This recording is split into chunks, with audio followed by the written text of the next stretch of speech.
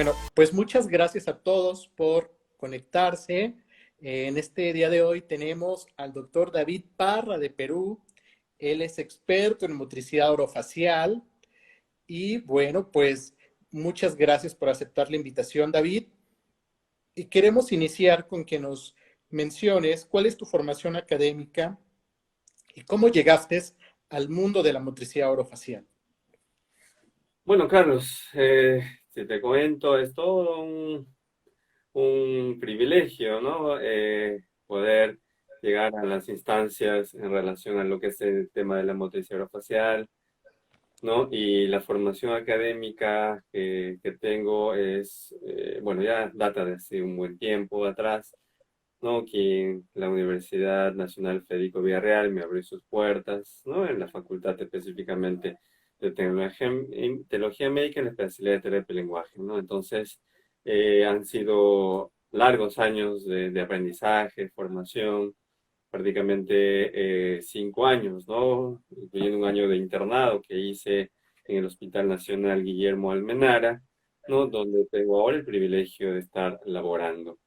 Entonces, como te comento, prácticamente empecé mis actividades en el año 1998 aproximadamente, ¿no? Y bueno, aquí me tienes, ¿no? Pasando por una serie de, de actividades académicas, ¿no? Formaciones que me han permitido de una u otra manera poder compartir ciertos privilegios, como tu amistad, como conocer a varias personas en el medio relacionado a los temas de motricidad orofacial, deglución, succión, que es lo que vamos a ver a continuación, ¿verdad? Eh, ya en los años 2005 a 6 aproximadamente, hice una maestría en neurociencias, ¿no? En la Facultad de Medicina de la Universidad Nacional Mayor de San Marcos, ¿no? Que es la decana de América, eh, en nuestra latitud. Entonces tuve la oportunidad de poder compartir con personas allegadas un poco al tema neurológico. Por eso es la visión más especializada en la parte neurológica que desde ese entonces ya empecé a dilucidar, ¿no?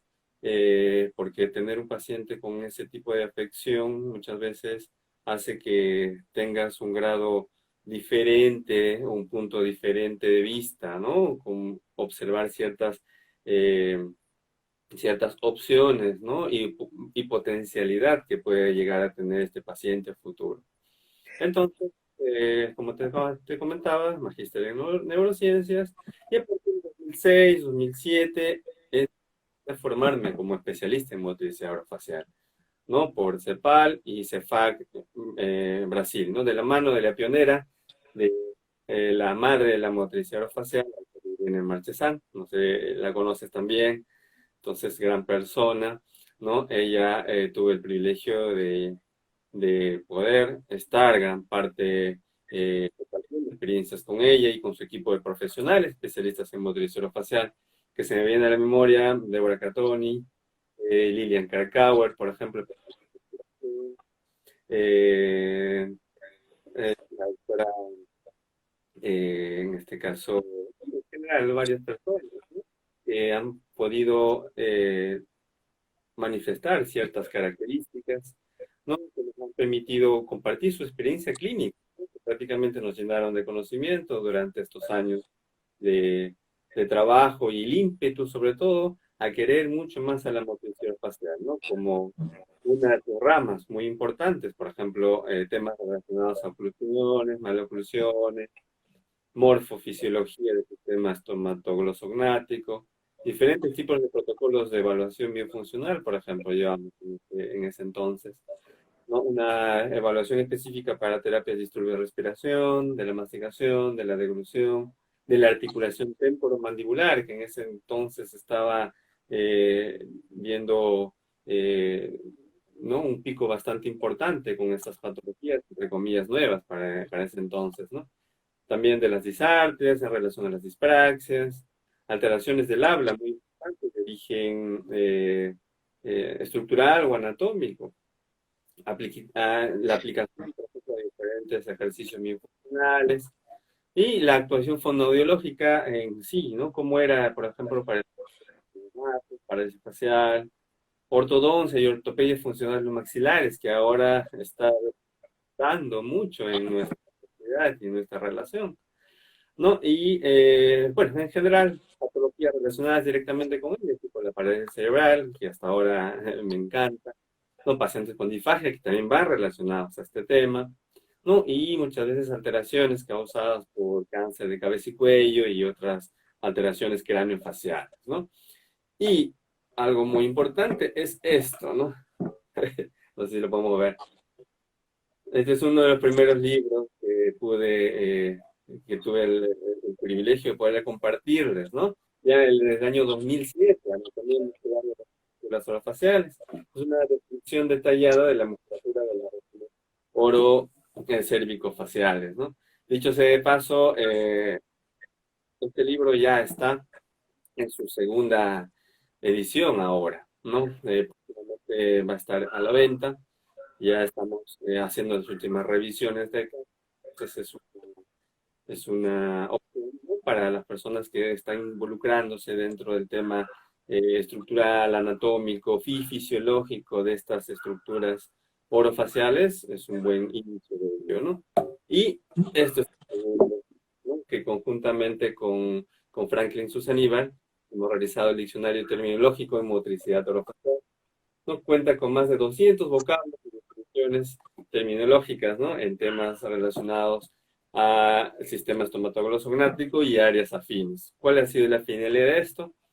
Homogenizar sobre todo, ¿no? En el uso de estas terminologías para diferentes especialistas. Esto ha sido diseñado en el 2011.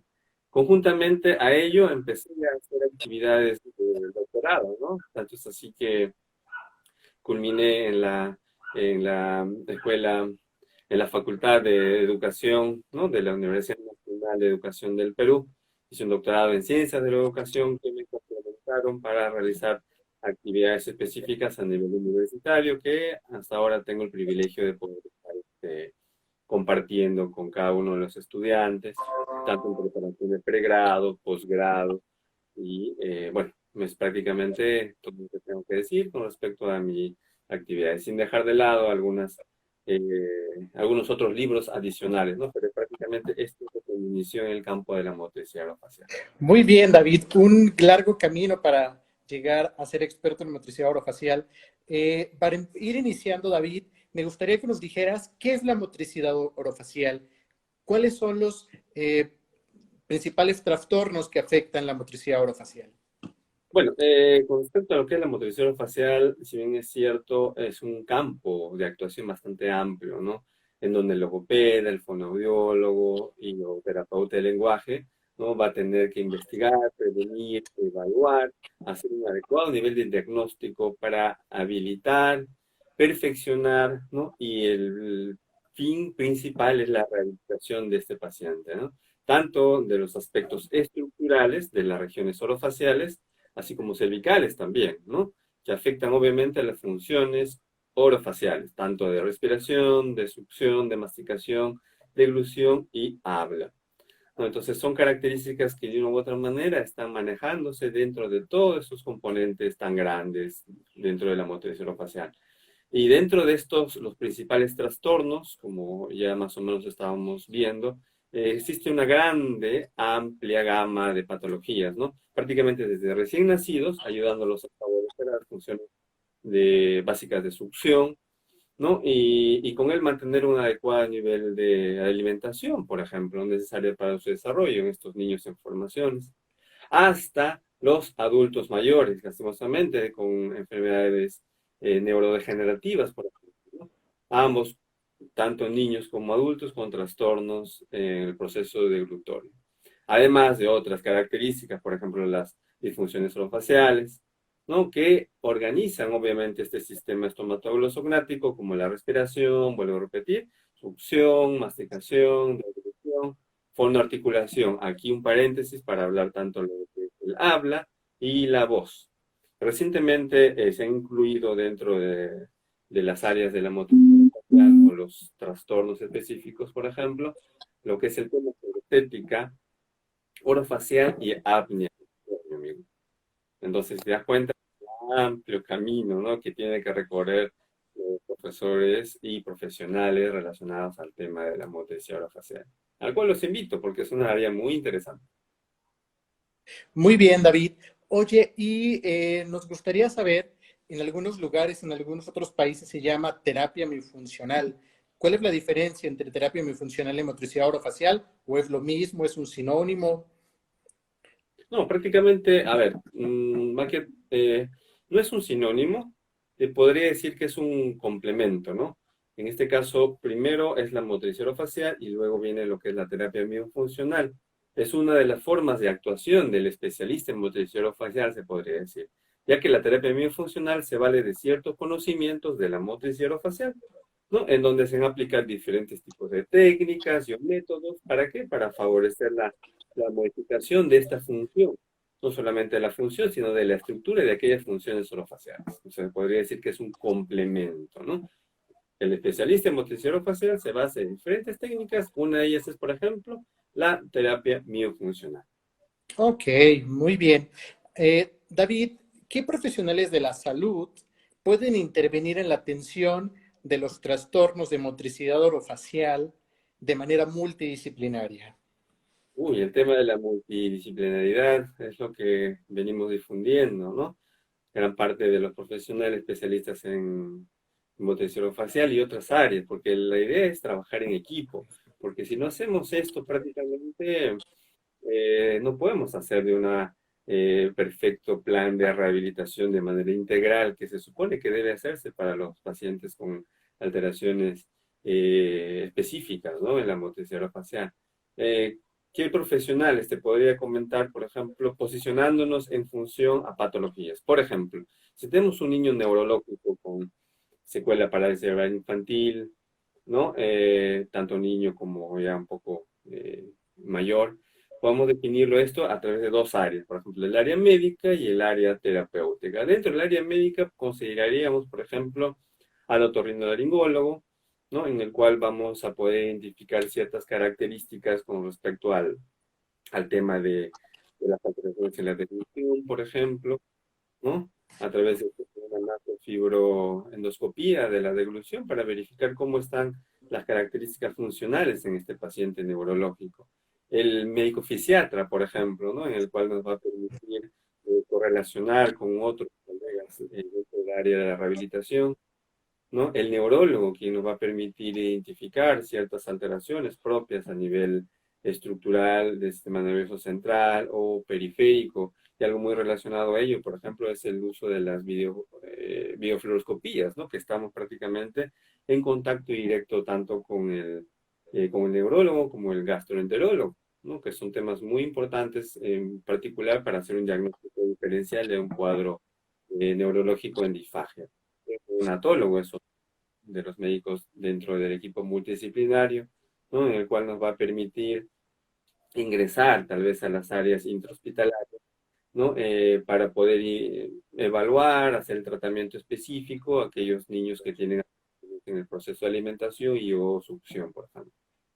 Otro Muy, colega es el traumatólogo, ¿no? Obviamente, si vemos a un niño con parálisis cerebral, vamos a encontrar que tiene subluxaciones, ¿no? Ocasionadas muchas veces por un trauma o por el excesivo nivel de super fuerza que puedan tener al momento de hacer hiperextensiones o utilizar sus reflejos patológicos, ¿no?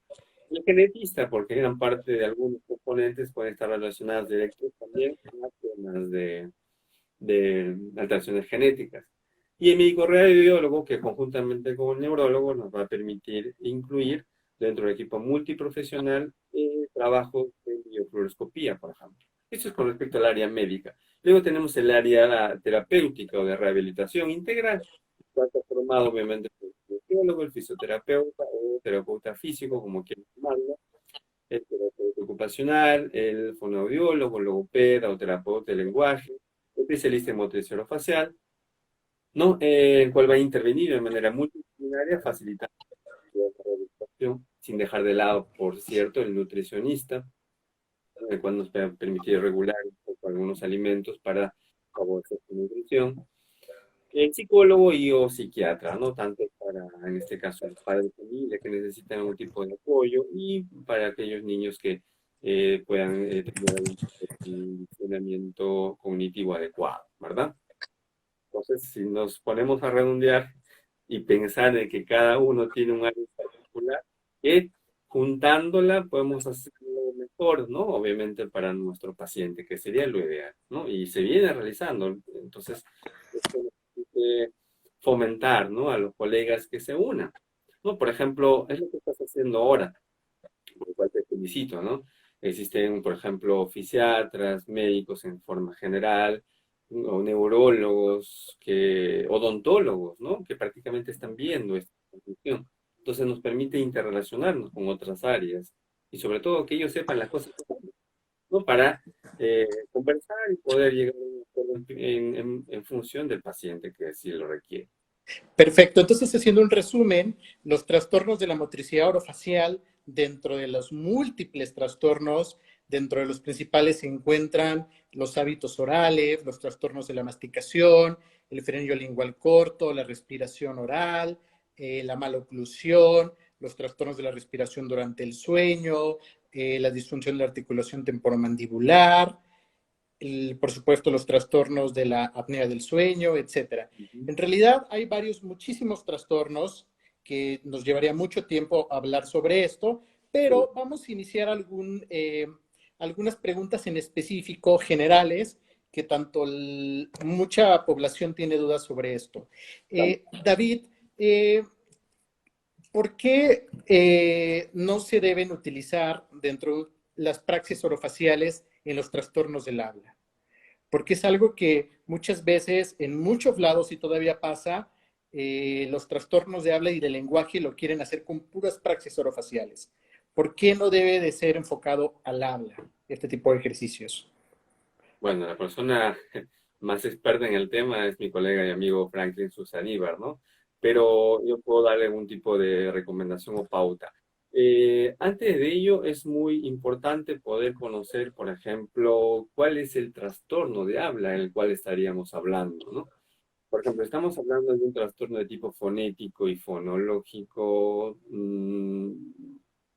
Obviamente son condicionamientos a nivel de funciones superiores, ¿no? Y como una vez menciona Franklin, no una vez, sino siempre, ¿no? De que cada engranaje son complementarios y a la vez independientes, ¿no? ¿Qué quiere decir con esto? Por ejemplo, si uno empieza a hacer algún tipo de, de costura, por ejemplo, ¿no? A nivel manual, entonces al hacer este tipo de actividad, ¿no? Como es el engranaje entre ciertos hilos, entonces fácilmente uno podría hacer cualquier tipo de actividad neuromotora que permita hacer este tipo de actividades, como por ejemplo contar billetes, ¿no? Jugar muy bien a la pelotita, etcétera, ¿no? Entonces, si te das cuenta, son características que lastimosamente no se pueden correlacionar a otras funciones más grandes. ¿Qué quiere decir con esto si vemos desde el punto de vista orofacial? Si sacamos la lengua directamente, ¿no?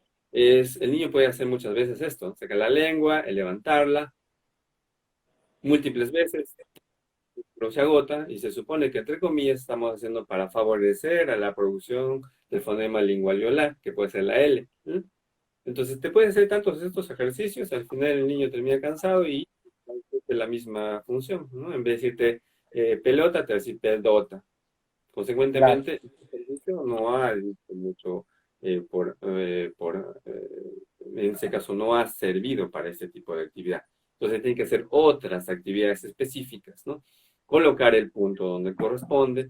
Entonces se hacen algún tipo de prácticas, pero estas prácticas se denominan de tipo verbal, en el cual se va a colocar específicamente algún punto en alguna zona de articulación para que este paciente pueda emitir algún tipo de sonido. Eso sí, entonces estamos hablando de dos tipos de prácticas orofaciales, ¿no? Y mayor énfasis, ¿no? Cualquier pregunta, ya saben, Franklin lo puede resolver de una mejor manera.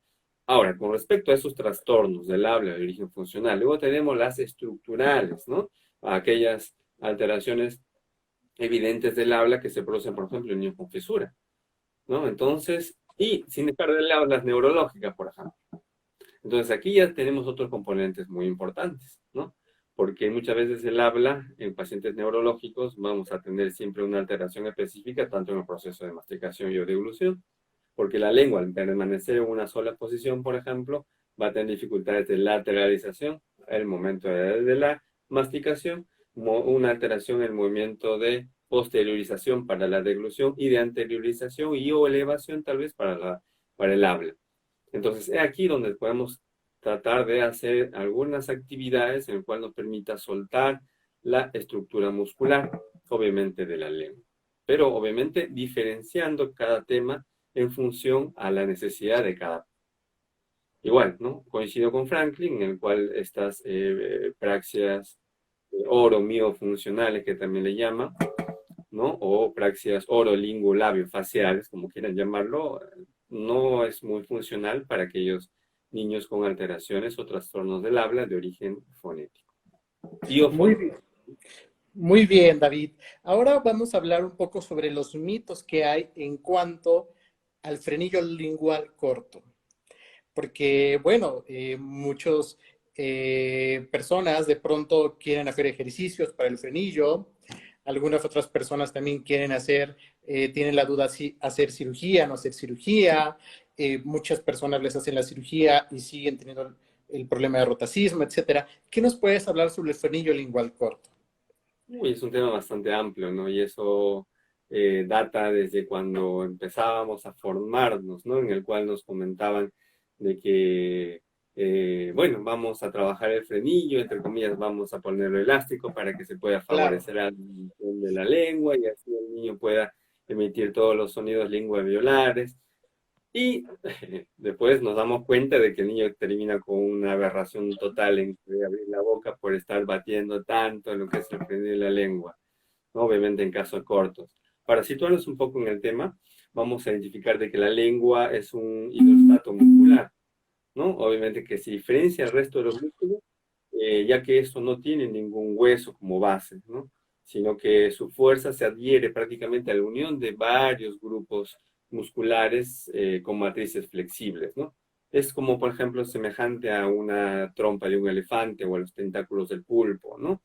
En el cual obviamente va a desempeñar diferentes funciones muy importantes, como la hidratación de la boca, por ejemplo, los alimentos, mediante la salivación, la deglución, principalmente obviamente el lenguaje expresivo y el sentido del gusto, ¿no? Entonces, el primer mito y gran importante, obviamente, es el mito de que se elonga o no se elonga. Yo creo que ya desde el 2015, ¿no? Las doctoras Roberta Martinelli, que es una eminencia en el tema de frenillos, ¿no? Y la doctora Irene Marchesán realizaron prácticamente un estudio, ¿no? Que tenía práctica relacionada directamente a algún tipo de estudios histológicos sobre el tema. Entonces se pusieron a hacer estos estudios tanto en niños de diferentes edades, ¿no? Y llegaron a la conclusión, ¿no? De que tenían fibras musculares esqueléticas estriadas, ¿no? De alta frecuencia de colágeno de tipo 1, por ejemplo, ¿no? En las capas profundas y algunos bloques compactos de aquellas fibras elásticas. ¿Qué quiere decir con esto, no? Fibras colágeno, si nos damos cuenta, estas fibras colágenos están presentes en los ligamentos y tendones, ¿no? Y tienen una alta resistencia a la tracción. Consecuentemente, los ejercicios de estiramiento no son útiles para elongar este frenillo y la lengua, ¿no? Por lo tanto, el único diagnóstico, más que diagnóstico, el único tratamiento vendría a ser el quirúrgico, ¿no? Una frenotomía en niños pequeños y una frenectomía lingual en personas ya un poco mayores o niños un poquito más grandes, ¿no? Entonces, que puede considerarse uno de los procedimientos más adecuados para liberar la lengua, ¿no? Con el fin de proporcionar mejores funciones orofaciales.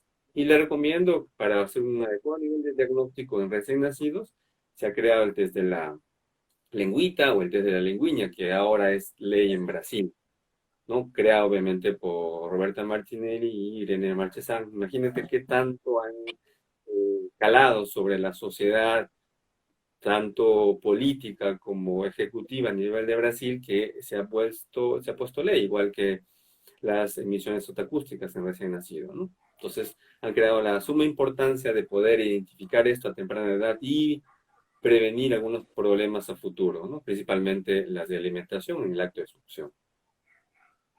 Muy bien, David. Ahora, ¿nos puedes hablar un poco sobre qué son los malos hábitos orales? O sea, porque normalmente vemos a tanto las mamás como hay muchos niños que se chupan el dedo, muerden cosas, etcétera. ¿Qué son los malos hábitos orales y cuál es su repercusión en la motricidad orofacial?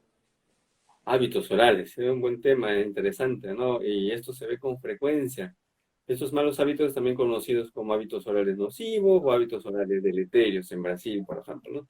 Estos hábitos son aquellos que pueden causar ciertas alteraciones o modificaciones en el crecimiento craneofacial, principalmente cuando se está en proceso de desarrollo del sistema estomatoglossognático, ¿no? Alterando principalmente el proceso de oclusión y la musculatura que conlleva este tipo de alteración oclusal, ¿no? En el cual va a desencadenar diferentes mecanismos adaptativos en esta función, ¿no? Por ejemplo, la presencia o ausencia de estas alteraciones va a depender también del tiempo, no solamente del tiempo en el cual se va efectuando este hábito, sino la frecuencia, que es muy importante, ¿no? En la cual se va a realizar día a día, ¿no? Y algo muy importante también es la intensidad, ¿no? La intensidad y la duración de estos nuevos hábitos o de estos episodios, ¿no? Otro detalle que es muy importante considerar también es las consideraciones morfológicas y hereditarias, ¿no? El crecimiento craneofacial. Entonces siempre hago un ejemplo particular a mis estudiantes, ¿no? Imagínense dos personas que, bueno, están en proceso de nupcias, de enamoramiento y todo lo demás, una cara dólico-facial, ¿no? Y una cara braquifacial. Imagínense que esta cara braquifacial siempre va a tener los dientes bastante grandes. Y al momento de heredar a un niño, vamos a tener a un niño dólico facial con dientes de una persona con braquifacial. ¿Qué es lo que sucede? Hay un apiñamiento, mordida abierta anterior, elevación del, de la bóveda palatina, entre otros casos, ¿no? Entonces es un tema muy interesante que vale la pena resaltar. Y estos malos hábitos sería interesante también dividirlos, por ejemplo, tanto en hábitos intraorales como extraorales. Intraorales son como, por ejemplo, el tema de la succión digital, la succión de chupón, la succión labial, la succión lingual y de algunos objetos.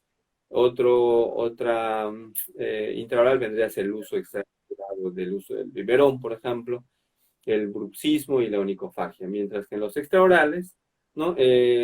Por ejemplo, son cosas básicas como hacer esto, ¿no? Apoyar la mano en el mentón, ¿no? Una postura inadecuada para dormir, ¿no? O posturas inadecuadas hasta para hablar por el teléfono, ¿no?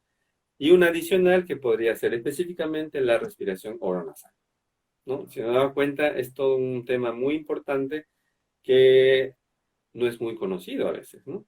Entonces, muchas veces la persona va directamente al ortopedista funcional maxilares y dice, ¿no? Bueno, voy a modificar estas características, pero si no corregimos estos hábitos, vamos a tener dificultades más adelante a posiblemente crear una recidiva del problema. Sí, exactamente. Y precisamente cada 17 de febrero se celebra el Día Mundial de la Motricidad Orofacial.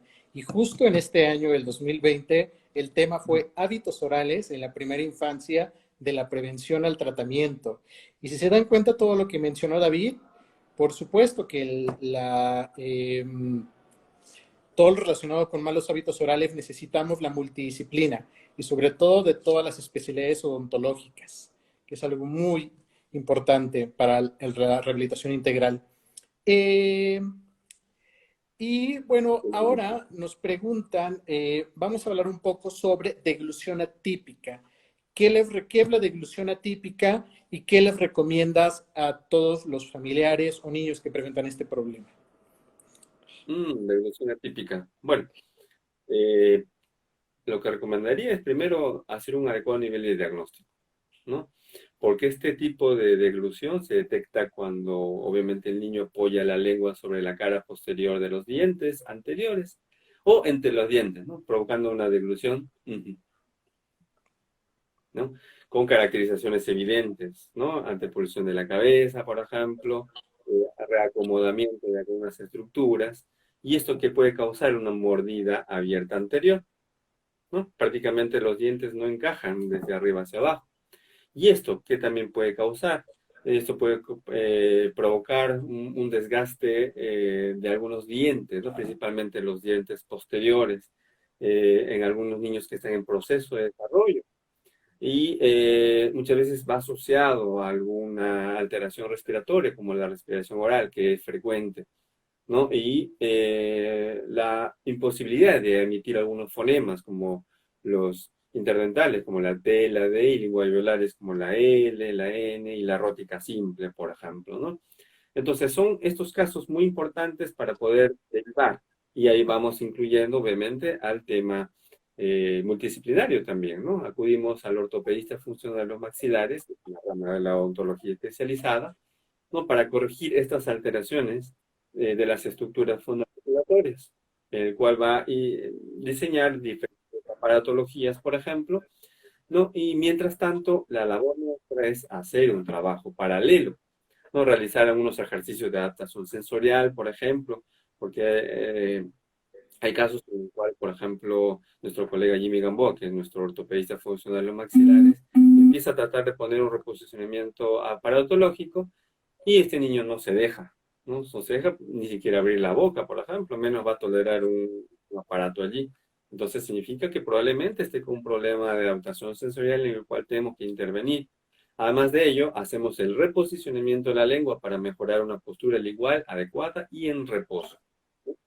Otro tema que comentaste con respecto a su pregunta, creo que fue la recomendación, ¿no? ¿Qué recomendación podemos darle?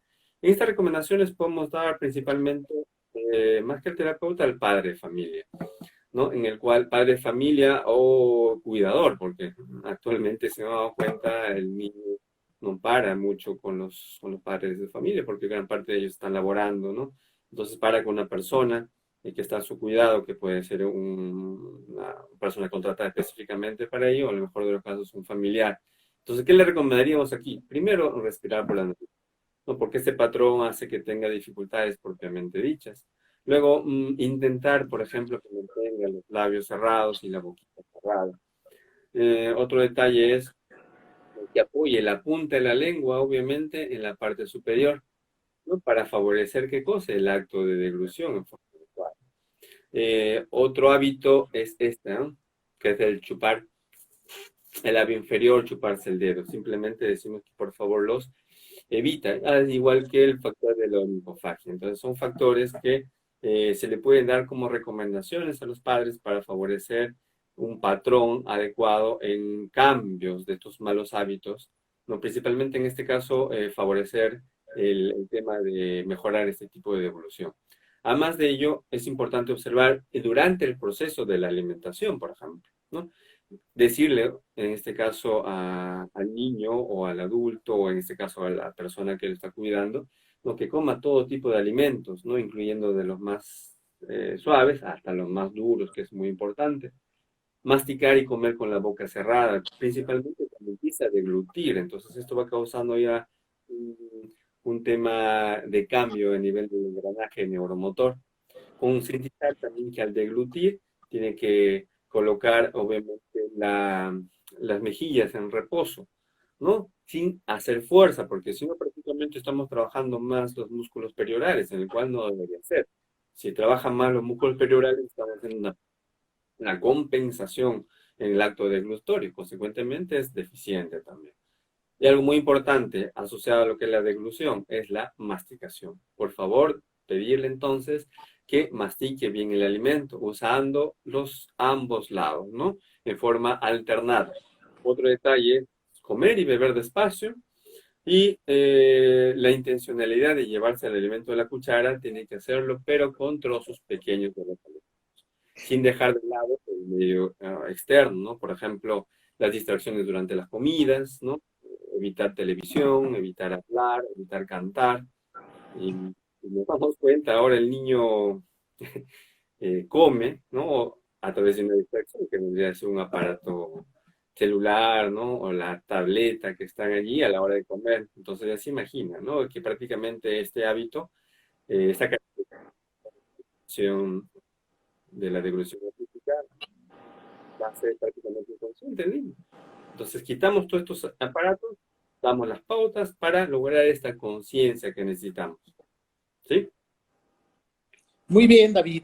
Aquí nos pregunta Álvaro González Vergara, nos menciona, en un niño con frenillo lingual corto, ¿qué se recomienda cuando se ve afectada la función en el arrastre del bolo alimenticio en el proceso de la deglución?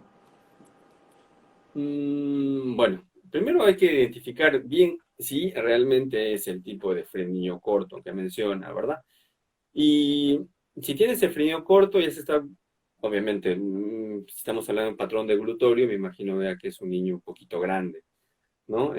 A partir de los 2 años, 2 años y medio, 3 años, ya empieza a tratar de adaptar, ¿no? El patrón deglutorio a la situación estructural limitante, que es en este caso el frenillo de la lengua.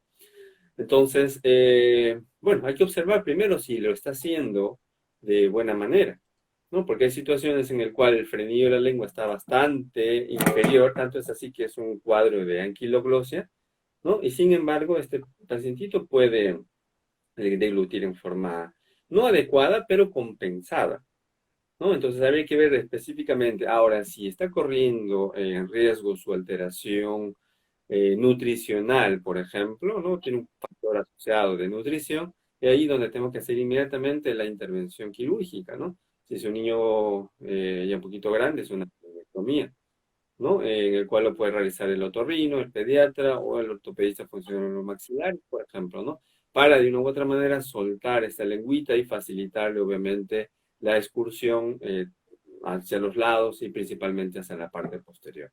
Si nos damos cuenta, si este niño, bajo la pregunta que mencionas, dice que no está llevando la lengua hacia la parte posterior, pero esto ya sería otro factor asociado, ¿no? No es porque realmente existe un factor de frenillo de la lengua, ¿no? Porque el frenillo de la lengua está en la parte inferior. Lo que va a limitar es su elevación, más no su posteriorización. Entonces, habría que evaluar muy bien este caso, ¿no?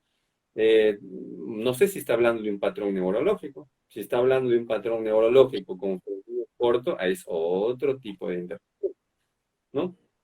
Por ejemplo, hay situaciones en las que me han llegado pacientes con alteración neurológica, parálisis cerebral en particular, ¿no? Con una frenectomía. Y le dijeron por allí de que era necesario para que levante la lengua, pero yo digo, si es un problema neurológico, ¿no? Difícilmente va a estar asociado a que porque le quiten prácticamente el frenillo va a favorecer la elevación, no. No, o sea, este niño seguía con la misma condición, obviamente por su factor de alteración. Y obviamente no podía retraer la parte posterior del lengua, ¿no? Entonces, es importante hacer el análisis de diagnóstico para posteriormente hacer un plan de tratamiento adecuado, ¿no? Se puede ser quirúrgico, se puede hacer rehabilitación o puede ser un complemento en ambos, que sería lo ideal, ¿no? Muy bien. Aquí nos pregunta el doctor Masao Kume con respecto a las distonías orofaciales. ¿Tú qué recomiendas? ¿Terapia miofuncional o motricidad orofacial o toxina botulínica? Bueno, saludos, doctor Masao, excelente pregunta, ¿no? Distrofias musculares, en este caso asociado a la parte orofacial, bueno, hay que determinar específicamente, ¿no? A través de la electromiografía, si específicamente están alterados estos patrones musculares, ¿no? Si estamos bajo una patología como la esclerosis múltiple, ELA o miastenia gravis, ya estamos seguros, ¿no? Que tiene esta alteración específica, en el cual obviamente se va a tener que hacer algún tipo de intervención no con la fuerza ni intensidad específica para hacer el proceso de, de mantenimiento, o, ojo, no es una terapia de rehabilitación, es una terapia de mantenimiento de estas funciones orofaciales, por ejemplo, el acto de la deglución. Entonces, si tenemos estos pacientes con enfermedades neurodegenerativas y neuromusculares, por ejemplo, tenemos que ver cuál es su nivel de alteración deglutoria. Una vez evaluado específicamente estos patrones, vamos a hacer el plan de actividades terapéuticas en el cual nos va a identificar qué tipo de ejercicio vamos a realizar, la frecuencia y la intensidad. Obviamente, si hacemos un ejercicio de fatiga muscular, sabemos que esto va a complicarse acelerando mucho más el desgaste muscular. Entonces, habría que observar si es que es posible o simplemente damos algunas pautas y o recomendaciones de adaptación en el proceso de deglución. Entonces, hay que tener mucho cuidado con estos pacientes, ¿no? Y sobre todo saber la característica de la patología de la miología, ¿verdad? Aquí Carolina Marieta nos pregunta, un niño con síndrome de Down, ¿qué estrategia es recomendable para prevenir aspiración si hay inicios de disfagia? Síndrome de Down, me imagino que es un niño bastante pequeño, ¿no? Porque obviamente es un niño, si ya tenemos un niño grande ya con síndrome de Down, este patrón genético ya ha sido adaptado, ¿no? Tanto en activaciones de masticación, deglución y por ahí habla. Entonces, si es un niño con síndrome de Down pequeño, obviamente con el factor de aspiración, por ejemplo, hay que observar. Probablemente esté causándose una incoordinación en la parte de respiración, succión y deglución, puesto que los niños muy pequeños tienen estas tres funciones en forma simultánea. Entonces, al hacer un diagnóstico específico, primero el aéreo, por ejemplo, determinar si no existe ningún tipo de problema en aireación, específicamente estoy hablando, por ejemplo, de los adenoides, ¿no? Entonces, si tenemos una obstrucción, obviamente a nivel nasal, en la rinofaringe en particular, vamos a observar de que este niño no va a tener la capacidad de poder respirar y deglutir a la vez. Consecuentemente, su succión va a ser deficiente. Entonces, cada vez que intente abrir la boca, va a hacer esto. Consecuentemente, no está controlando muy bien la actividad deglutoria y al hacer esta pequeña aspiración, ¿no? Se va a producir una penetración laringe, tal vez, y observar principalmente que este niño tenga en forma específica sus reflejos, ¿no? De supervivencia, en este caso el reflejo tusígeno y el nauseoso. Principalmente, mientras tanto, podemos trabajar esto. Si lo tiene, bueno, a buena hora, ¿no? Y si no lo tiene, hay que tener mucho cuidado, porque obviamente puede ser factor causal de algunas aspiraciones, ¿no? Tanto silentes como no silentes. Eso es un tema bastante delicado. Entonces, eso sería mi sugerencia.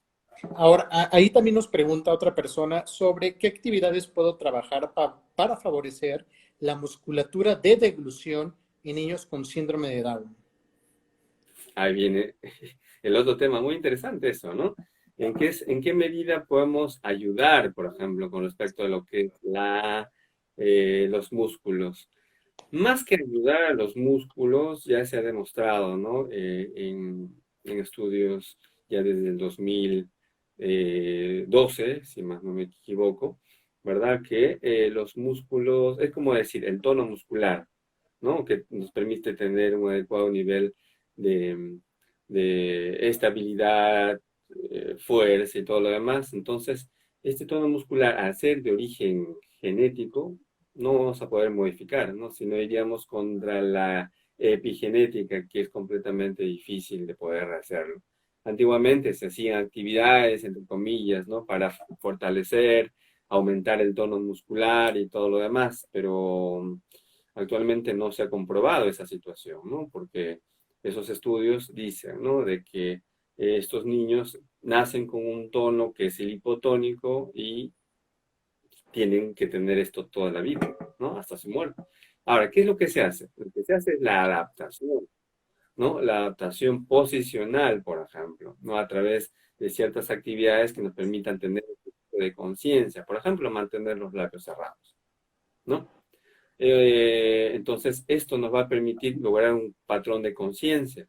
Y, por ejemplo, trabajar un poquito lo que es la postura corporal asociada a la postura dinámica de la mandíbula, por ejemplo, ¿no? O buscar ciertos patrones de adaptación a través de mecanismos de concientización en el cual nos permita que este niño tenga sus adecuados niveles de alimentación o de sus funciones orofaciales, ¿no? Siempre concientizando, que es muy importante, sin dejar de lado, obviamente, las alteraciones que pueden estar ocurriendo en el niño, ¿no? Por ejemplo, la presencia de maloclusiones, alteraciones dentarias, presencia de adenoides, entonces son factores que se complementarias, vuelvo a repetir, con el equipo multidisciplinario.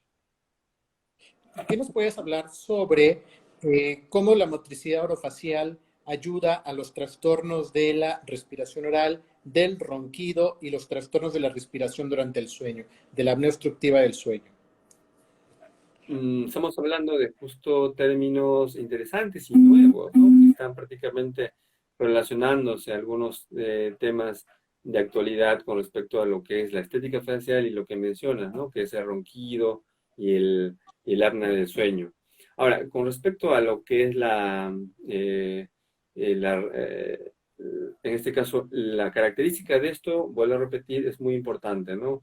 El diagnóstico diferencial adecuado, ya que al estar en contacto prácticamente con este grupo multidisciplinario, ¿no? Nos va a permitir trabajar directamente con estos profesionales. Principalmente, por ejemplo, en respiración oral nos ponemos a centralizar allí, que es el otorrino, ¿no? Entonces tengo que buscar un buen otorrinolaringólogo, que no simplemente nos digan para hacer un diagnóstico de obstrucción adenoidea, por ejemplo, una radiografía de Cabo, que es lo que todo el mundo menciona, ¿no? Al momento de hacer este diagnóstico, por ejemplo, llevan la radiografía y dicen, sí, muy bien, miren, aquí tiene todavía una luz. Significa que esto probablemente no es digno de poder operar o hacer algún tipo de intervención para quitar eso por la luz que corresponde. Sin embargo, se olvidan de que esta estructura adenoidea es en 3 dimensiones, porque solamente en la radiografía de Cabo estamos viendo una sola dimensión, que vendría a ser, ¿no? La parte lateral, pero ¿qué indica de que este adenoide puede ser de tipo horizontal? Y nos damos cuenta a través de qué? De la deficiencia auditiva, ¿no? Va bajando un poquito de tipo conductiva, y allí donde, por ejemplo, con nuestra colega otorrinolaringóloga, la doctora Helen Angulo, ¿no? Empezó a hacer algún tipo de algo muy importante, lo que es la timpanometría, asociada al diagnóstico de radiografía de Cabo, por ejemplo. ¿Para qué la timpanometría? Esto va a permitir evaluar específicamente la presión de la caja timpánica, ¿no? Del oído medio y la ventilación que existe en ella. Entonces, significa de que si no existe la ventilación, no hay curva en la timpanometría. Consecuentemente, esto se puede dar a una hipertrofia adenoidea, ¿no? Que va a depender de la ubicación específicamente en la rinofaringe. Entonces, hacemos un reporte preciso, ¿no? Que puede ser ya, obviamente, caracterizado para que pueda ser en este caso, el tratamiento médico, ¿no?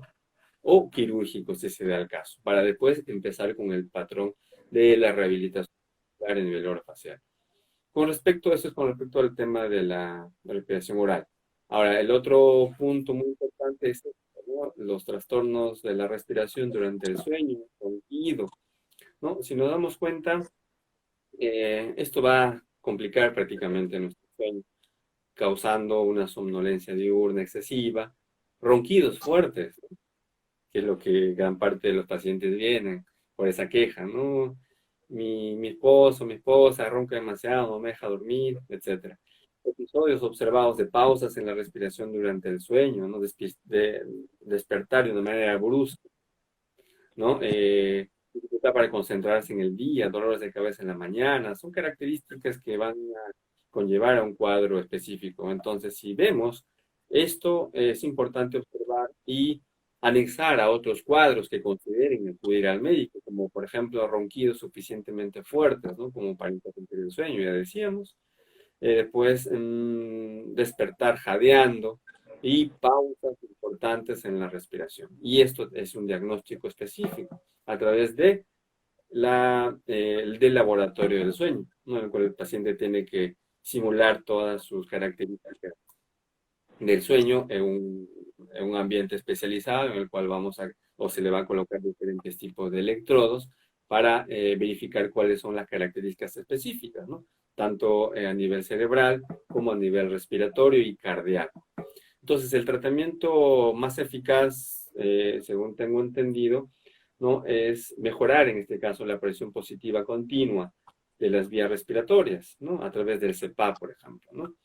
Es un método sencillo, muy económico, ¿no? Que es la forma de generar un flujo adecuado a través del aire, ¿no? En el cual se coloca una mascarilla sobre la nariz o sobre la boca, ¿no? Y una presión que ajusta prácticamente el beneficio máximo para mantener en este caso la faringe abierta durante toda la noche, ¿no? Entonces es muy importante observar estas características sin dejar de lado, por ejemplo, justo con Jimmy, que es nuestro ortodoncista, empezamos a estudiar algunos artículos, ¿no? En el cual menciona que si traccionando, ¿no?, la mandíbula hacia la parte anterior, seguramente a través de aparatología que ellos utilizan, ¿no?, mejoran sustanciosamente, por ejemplo, el proceso de la ronquera, ¿no? Eso. Y tal vez con el otorrinolaringólogo existe la hipertrofia de amígdalas, en el cual se podría hacer un tipo de cirugía en caso que se requiera. Bueno, entonces, si damos cuenta, es todo un proceso de adaptación. Con respecto al especialista en motricidad orofacial, nuestro trabajo podría ser prácticamente favorecer la elevación del velo del paladar durante el acto en este caso, durante el sueño, ¿no? Porque si sabemos, ¿no?, si estamos en una posición echada, nuestro velo del paladar está caído, y falta de fuerza, esto está, ¿no?, temblando toda la noche. Entonces, si tenemos, ¿no?, la posibilidad de incrementar un poco la fuerza, tanto el músculo tensor, elevador, el músculo propio de la bula, ¿no?, puede disminuir sustanciosamente este patrón incómodo, ¿no? Entre otras características. Si vamos hablando de apnea del sueño, nos demoramos. ¿No? Claro, y es por eso que en muchos lados, muchos terapeutas de lenguaje, etcétera, piensan que motricidad orofacial es exclusivamente rehabilitación, pero ¿cuál es o se centran en los ejercicios? ¿Cuál es la recomendación que tú le das al médico foniatra, al terapeuta de lenguaje, al fonoaudiólogo, al logopeda, con respecto a todos los trastornos de motricidad orofacial? O sea, ¿qué es de todo lo que hemos platicado? Es decir, hacer un buen diagnóstico, hacer buenos diagnósticos diferenciales, estudiar la estructura. ¿Qué es lo que recomendarías a todos los profesionales de la salud? Además de lo que acabas de mencionar, es muy importante conocer ampliamente, ¿no?, la anatomofisiología de aquellas funciones orofaciales, las cuales obviamente van a desempeñar el sistema estomatoglossognático, ¿no?, como los patrones adecuados y alterados de aquellas funciones, tanto de succión, de respiración, de masticación, de eglución y habla. Y algo, lo que hemos estado comentando y platicando durante toda esta tarde y anoche aquí, ¿no?, es formar un equipo de trabajo multidisciplinar en la atención especializada, ¿no?, en cada una de estas alteraciones, que se pudieran hacer evidente, ¿no?, para cada grupo profesional. Entonces, es el mejor consejo que se podría dar.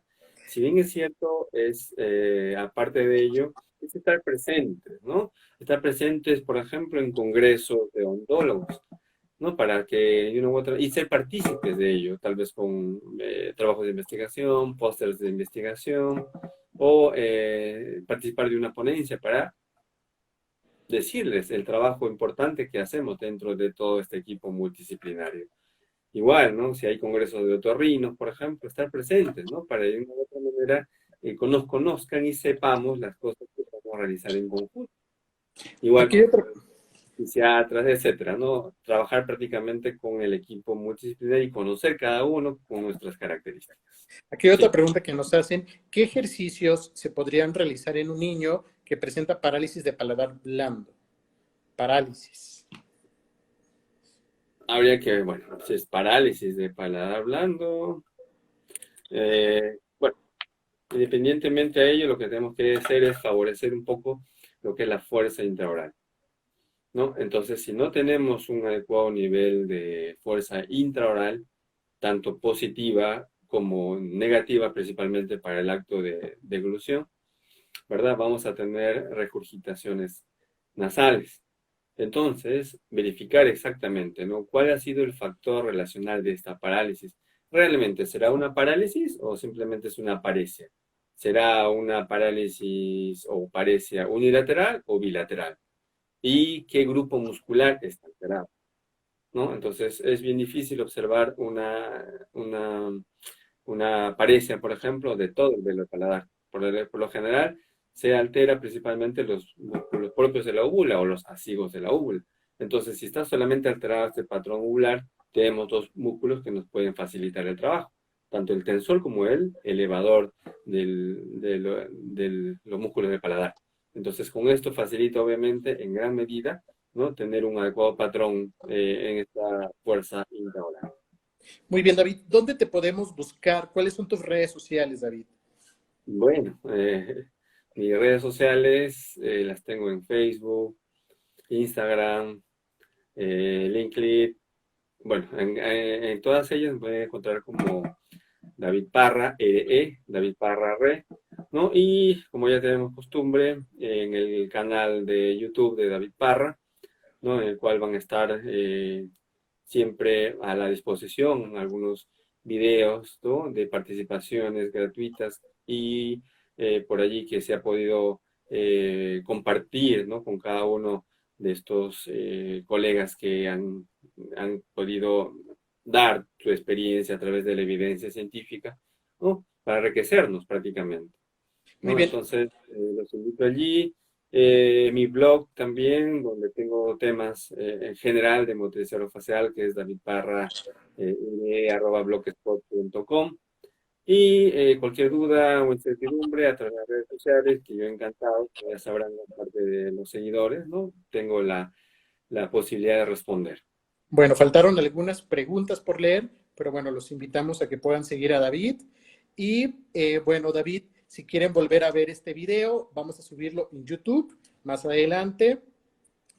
Muchas gracias, David, por permitirnos que te conectaras, que nos compartieras todo este tema de motricidad orofacial. Y bueno, recuerden que los trastornos de motricidad orofacial son multidisciplinarios y que necesitamos mucho la ayuda de muchos especialistas. Y bueno, pues más adelante te tendremos con algún tema más específico. Y bueno, pues muchas gracias, David. Saludos hasta Perú. Y bueno, saludos a todos por conectarse. Muchos saludos y gracias. Muchos saludos, Gracias David. a Te ti, agradezco gracias a mucho. todo el mundo por estar aquí presentes. Un fuerte abrazo a todos. Hasta luego. Gracias.